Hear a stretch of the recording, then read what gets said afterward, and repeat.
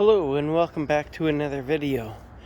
Today we're going to talk about a maintenance-free garden, and what you can do is make it so that you put stone down so that the weeds don't grow up.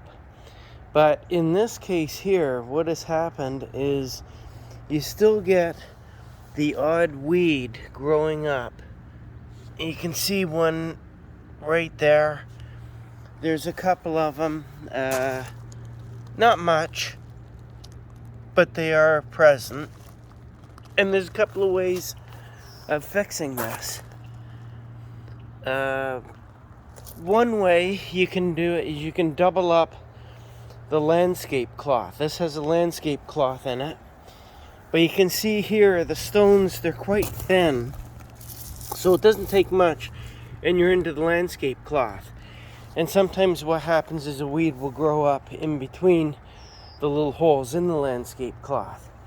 So doubling up the landscape cloth is a big job. So the other thing you can do, which is what we're going to do today, is we're going to put more stone in.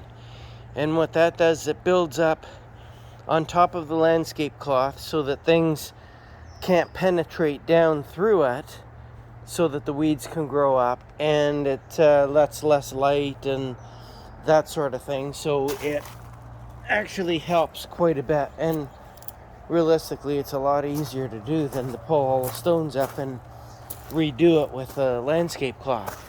If there's a particular area that this is happening in, then what you can do is you can peel back just that area and put a little bit more landscape cloth on that way. So today what we're going to do is we're going to use this style of stone. It's a beach pebble stone that I put on the garden, and it works quite well. So I'm just going to show you how it looks.